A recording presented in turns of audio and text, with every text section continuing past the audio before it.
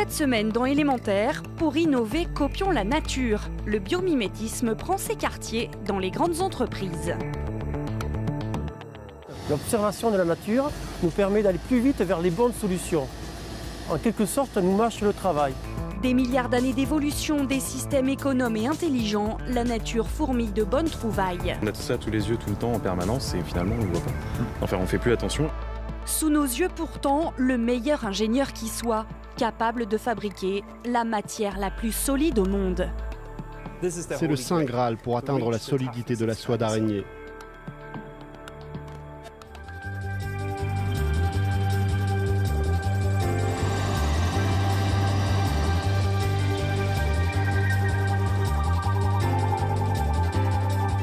C'est Élémentaire, cette semaine nous sommes en France, à Toulouse. L'avionneur Airbus nous a ouvert son tarmac pour construire ses appareils et notamment cet A321. Les ingénieurs ont trouvé l'inspiration dans des idées vieilles de plusieurs millions d'années. Le génie de la nature pour des avions plus économes. Depuis 2 ans sur ces Airbus, les ailes ne sont plus plates mais recourbées au bout. On appelle cela des charclettes. Une réplique des plumes de rapace. Ce dispositif, en fait, a été adopté après l'observation des aigles qui déploient des rémuges en extrémité de leur voilure pour améliorer leur performance aérodynamique. Si vous voulez, pour voler plus longtemps, avec moins d'énergie et avec plus d'efficacité. C'est ce dispositif qu'on a appliqué sur notre avion et il se trouve qu'il nous permet d'économiser 4% de carburant. Imaginez maintenant la prochaine étape. Des avions qui voleraient en formation comme des oiseaux migrateurs. Les premiers ouvriraient la voie et permettraient aux derniers d'être moins gourmands en kérosène. La nature a fait son entrée non seulement sur les appareils, mais aussi dans les cabines des avions. Alors ici, nous trouvons dans la maquette de l'A380. Ici, l'inspiration est végétale. Prenez la fleur de lotus. Les gouttes d'eau s'écoulent sans jamais s'accrocher aux feuilles. Dans une cabine d'avion, ce petit miracle de la nature s'avère bien utile. Typiquement, vous avez toutes ces surfaces qui se nettoient elles-mêmes, c'est-à-dire sur lesquelles l'eau va perler et va éviter d'éviter aux tâches de s'accumuler. Ça fait gagner des heures de maintenance. Ça permet d'avoir l'avion prêt pour une nouvelle rotation de façon beaucoup plus rapide. Car la nature a un train d'avance. 4 milliards d'années d'évolution, de transformation et d'adaptation au milieu. Les processus les plus efficaces sont à portée de main. Mais le biomimétisme, ça n'est pas de copier la chimie du vivant, simplement de l'observer pour la transformer et accélérer l'innovation. Alors forcément, les entreprises, petites ou grandes, s'y intéressent de près. Les fleurs, alors après il y a la sélection bien sûr très intense par l'humain. Ce jour-là, près de Paris, une dizaine de personnes participent à une formation. Mais aussi, pourquoi est-ce qu'il y a ce type de forme? Alors à votre avis, qu'est-ce qui permet d'expliquer ce type de forme? La terre, une formation animée par Tariq Chekchak, biologiste. Une visite pour montrer à ces entreprises qu'il ne faut pas aller bien loin pour trouver l'inspiration. Le canard, par exemple, dont les plumes réfléchissent la lumière et donnent une impression de couleur. Donc il y a toutes sortes de designers, et pas simplement des designers, aussi des gens qui travaillent en électronique, qui essayent d'imiter ce processus-là pour créer donc l'illusion de couleur sur des écrans, par exemple, de smartphones, qui vont consommer beaucoup moins de batterie, du coup, mais également une robe qui va donner l'illusion d'une couleur sans avoir besoin d'utiliser un pigment. Suite de la visite dans un endroit unique au monde, le CBIOS, un site entièrement dédié au biomimétisme. Il va ouvrir ici cet été dans cette ancienne caserne où la nature a repris ses droits. L'endroit parfait pour une démonstration, d'autant que le groupe vient de trouver un nid de guêpe, un mélange de salive de l'insecte et de bois, et qui donne du papier, tout naturellement. On a tout ça sous les yeux tout le temps en permanence et finalement on ne le voit pas. Enfin, on ne fait plus attention et en fait le biomimétisme c'est ça, c'est de refaire attention à tout ça, tout ce qui nous entoure. Et des détails. À des détails. Ça intéresse déjà beaucoup de designers. Maintenant, ce qui est compliqué, c'est de trouver des applications qui sont rentables à court terme, parce qu'en fait les industriels, c'est ça qui les intéresse. Pour l'instant, les entreprises veulent rester discrètes sur leur présence ici et sur leur intérêt pour le biomimétisme.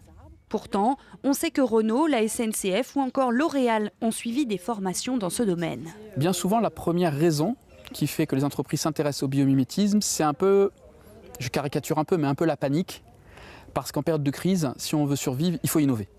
Il faut innover et alors on essaie de trouver plein de moyens d'innover un peu plus vite que son voisin, que son concurrent. Le biomimétisme provoque en fait un changement de regard extrêmement intéressant parce que ça donne un cap.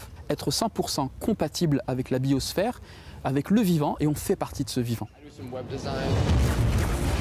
Depuis plus de 50 ans, Spider-Man se balance d'immeuble en immeuble accroché à son fil. L'homme araignée et ses pouvoirs surnaturels tirés de la soie. Plus solide que l'acier, plus élastique que le caoutchouc, le fil d'araignée est plus résistant que n'importe quelle matière fabriquée par l'homme. Le matériau rêvé pour ces scientifiques allemands. Alors dans ce laboratoire, on étudie les araignées de près avec le professeur Thomas Scheibel. Nous sommes en train de tirer une toile d'araignée.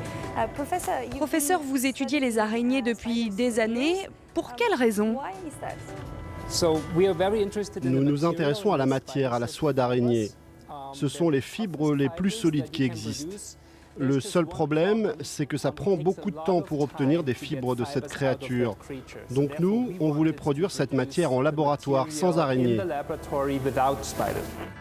Alors je suis en train de le faire là, ça m'a l'air assez facile, pas vraiment en fait ?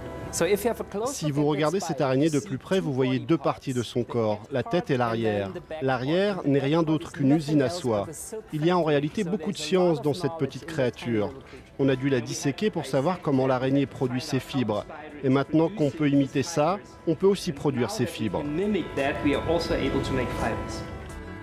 Comme les cheveux, leur soie est faite de protéines. Il a donc fallu la reproduire artificiellement en imitant celle produite par l'araignée. C'est ce que les étudiants du professeur Scheibel font ici. La protéine est extraite puis purifiée en laboratoire. Il a fallu des années pour arriver à une version simplifiée. Ici, vous voyez les fibres qui sont en train de sortir. C'est complètement artificiel, fait avec des protéines recombinantes. Et vous pouvez en faire ce que vous voulez. Regardez, ça pend ici, on le voit. Je peux prendre ce fil.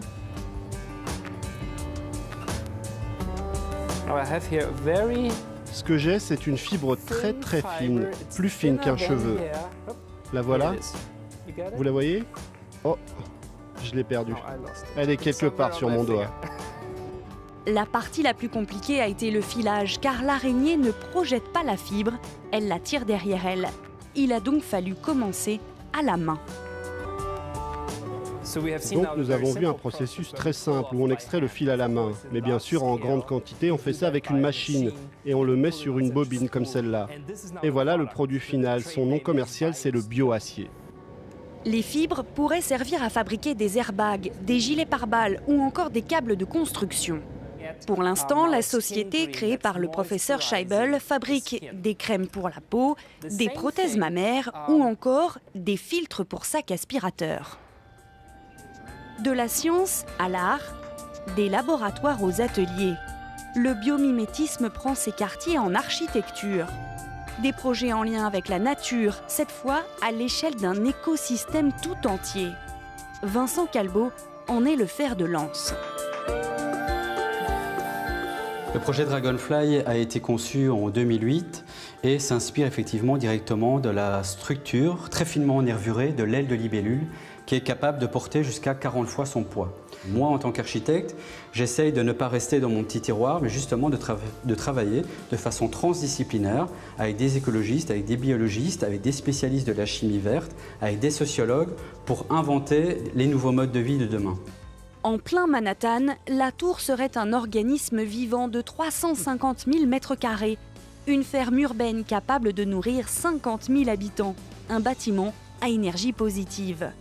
Vincent Calbeau a même créé un mot pour ces utopies qu'il espère un jour réelles, l'archibiotique.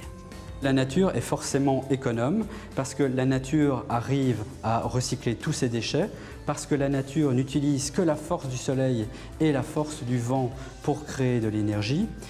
et que finalement la nature arrive à faire tout cela sans une goutte de pétrole. Et c'est sans doute la plus grande leçon à tirer de notre environnement. Comment la nature gère et génère de l'énergie. Limiter nous ferait donc gagner du temps, mais aussi beaucoup d'argent.